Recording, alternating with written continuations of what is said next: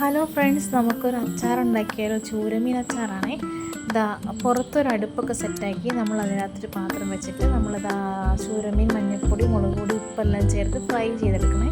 അതിനുശേഷം അതിലേക്ക് നല്ലെണ്ണ ഒഴിച്ച് ഉലുവ, കടുക്, പിന്നെ ഇഞ്ചി, വെളുത്തുള്ളി, പച്ചമുളക്, കറിവേപ്പില ഇതെല്ലാം ഇട്ടിട്ട് നന്നായിട്ട് വഴറ്റിയെടുക്കണം. ഞാനിവിടെ പച്ചമുളകിന് പകരം കാന്താരി മുളകാണ് ചേർത്തിരിക്കുന്നത്. അതിനുശേഷം അതെല്ലാം നന്നായിട്ട് വഴറ്റി വന്നു കഴിയുമ്പോൾ അതിനകത്തേക്ക് മഞ്ഞൾപ്പൊടി, മുളക് പൊടി ഇട്ടിട്ട് നന്നായിട്ട് വഴറ്റിയെടുക്കണം. അതിലേക്ക് നമ്മുടെ ഫ്രൈ ചെയ്ത് വെച്ചിട്ടുള്ള നമ്മുടെ ചൂരമീൻ അതിനകത്തേക്ക് തട്ടിയിട്ട് കൊടുക്കാവേ. അതിനുശേഷം അത് വീണ്ടും നന്നായിട്ട് യോജിപ്പിച്ചിട്ട് ഉപ്പൊക്കെ വേണമെന്നുണ്ടെങ്കിൽ നമ്മൾ നോക്കണം. അതിനുശേഷം ഉപ്പൊക്കെ വേണമെങ്കിൽ നമ്മൾ എക്സ്ട്രാ ആഡ് ചെയ്തെടുക്കാം. ഞാനിപ്പോൾ അതിനകത്തേക്ക് ഇനി വേണ്ടത് നമുക്ക് എന്താ പുളി വേണമല്ലോ. അതിനായിട്ട് വിനീഗറാണ് ഒഴിക്കുന്നത്. വിനീഗർ ഇട്ടിട്ടുണ്ട്. വിനീഗർ ഒഴിച്ച് കൊടുത്തതിന് ശേഷം ഇതാ നമുക്ക് കുറച്ച് ഉപ്പും കറിവേപ്പിലയും കൂടി ഇട്ട് കൊടുത്ത് അതൊന്ന് മിക്സ് ചെയ്യാനുണ്ട്. എന്നിട്ട് ഒരു 2-3 മിനിറ്റ്സ് നമ്മളത് വെച്ച് നന്നായിട്ട് അതെല്ലാം ചേരുന്നതിന് വേണ്ടിയിട്ട് മിക്സ് ചെയ്ത് കൊടുക്കണം.